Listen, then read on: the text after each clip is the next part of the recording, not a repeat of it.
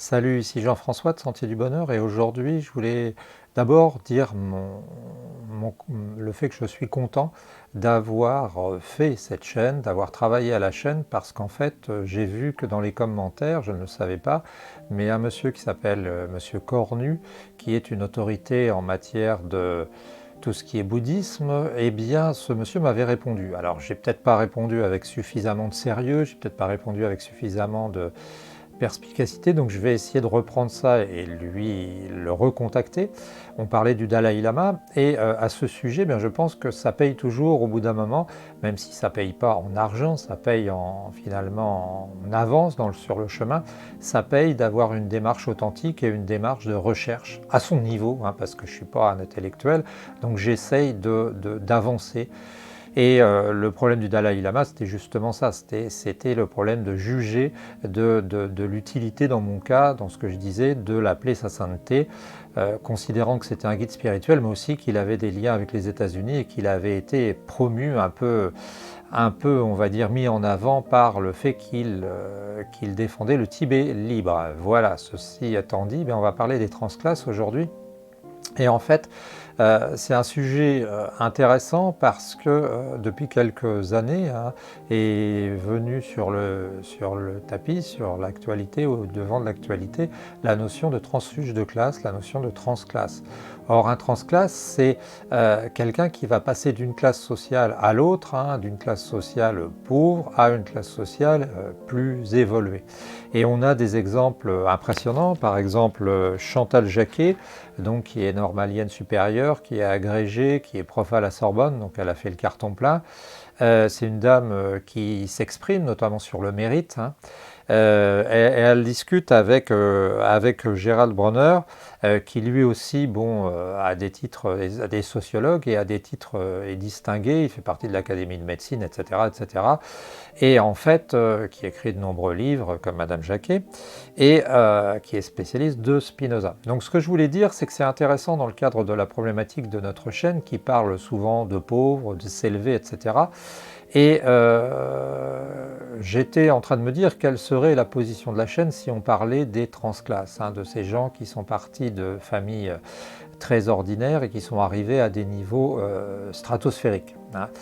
Moi, je me dirais que si j'avais à m'exprimer, et si on me le demandait, hein, parce que l'avantage c'est qu'on ne te le demande pas, donc tu n'as pas de problème, c'est que je dirais que je me référerais à la courbe de Gauss, hein. La courbe de Gauss, tu connais, on en parle régulièrement, on l'utilise comme phénomène d'explication de certains phénomènes physiques, par exemple la taille des gens, hein. Si tu prends la taille des gens et que tu prends la courbe de Gauss, eh bien, tu verras que les gens ont une taille moyenne à une classe d'âge donnée et que tu as une répartition statistique qui fait que tu as un maximum de gens à une taille moyenne et puis après tu as ce que j'appelle, c'est personnel, les oreilles de la courbe de Gauss à droite et à gauche, où tu as finalement les personnages qui sont très petits à gauche et très grands à droite, et tu as une répartition. Et tu peux utiliser la courbe de Gauss dans beaucoup, j'ai du mal, dans beaucoup de cas. Tu peux l'utiliser dans les prouesses que font les gens au bac, tu peux l'utiliser dans ce que font la longueur du corps des abeilles, tu peux l'utiliser dans beaucoup de cas, bien que ça ne serve pas à tout. Et en fait, je pense qu'on peut l'utiliser, cette courbe de Gauss, dans la réflexion sur les transclasses, et en se disant que les transclasses, ce sont des gens qui font partie d'une exception chez les classes sociales, c'est-à-dire qui se sont faits à partir de rien et qui avaient des aptitudes tellement grandes que le milieu n'a pas pu les empêcher de réussir, ou ils sont partis, etc. Alors, il faut se méfier de la notion de transclasse, parce qu'on mettrait facilement Bill Gates ou des gens qui ont déjà de l'argent. Bill Gates, par exemple, n'est pas un transclasse, c'est quelqu'un qui avait déjà un père qui était avocat international je crois, dans les affaires, qui avait son père des bureaux dans le monde entier, pas mal de bureaux, et qui était déjà très riche. Donc on ne confondra pas Bill Gates et Steve Jobs, par exemple, mais il est vrai qu'il existe des transclasses, des gens qui vont faire des choses exceptionnelles, qui vont changer de classe sociale. Alors attention, un footballeur ou un acteur qui devient transclasse, c'est pas la même chose pour moi qu'un intellectuel qui devient transclasse, parce que un footballeur ou alors un acteur, ce sont encore on va dire, des des capacités particulières qui sont peut-être différentes encore, même si elles sont importantes, d'un transclasse qui se base sur, par exemple, les sciences dures ou alors sur certaines disciplines intellectuelles.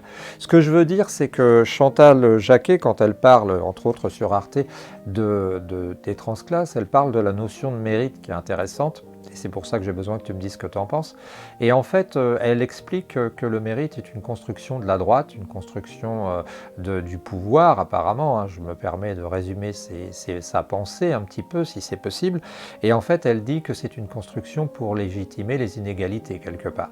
Ben moi, je ne serais pas tout à fait d'accord. Je considérerais que cette notion de mérite pour passer d'une classe à l'autre, alors peut-être pas des transclasses aussi exclusifs que des gens comme Gérald Bronner ou Chantal Jacquet, mais je pense,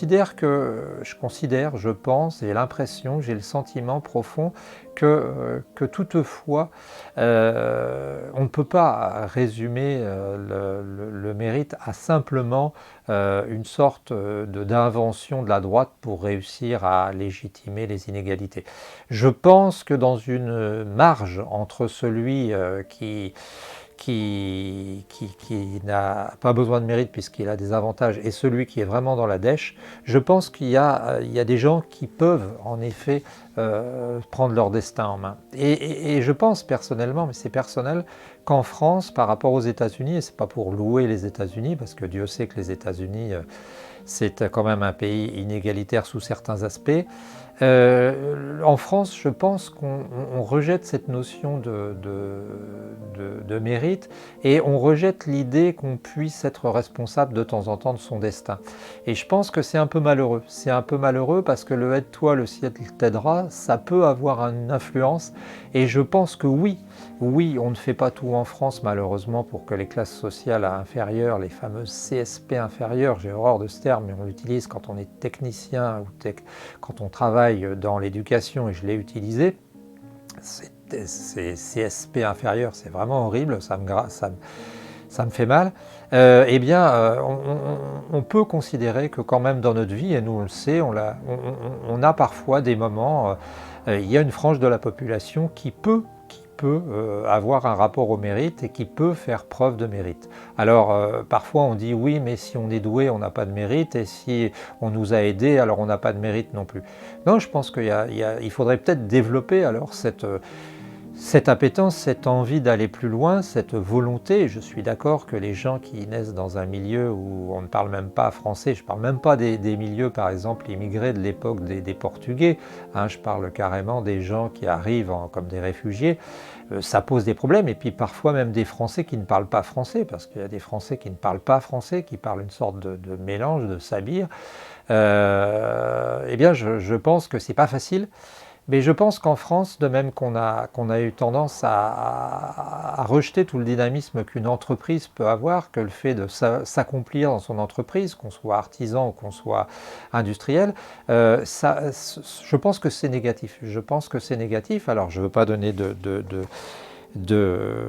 leçons à Madame Chantal Jacquet, qui me paraît quelqu'un d'absolument respectable et de très intéressant, prestigieuse au niveau de sa formation, au niveau de son cursus, mais je voudrais simplement aborder ce point en disant que si l'éducation était bien faite, eh bien on donnerait l'appétence aux enfants, on donnerait l'envie, on leur montrerait le beau, et ça nous remet avec cette problématique du beau, ça nous replace dans la problématique du beau.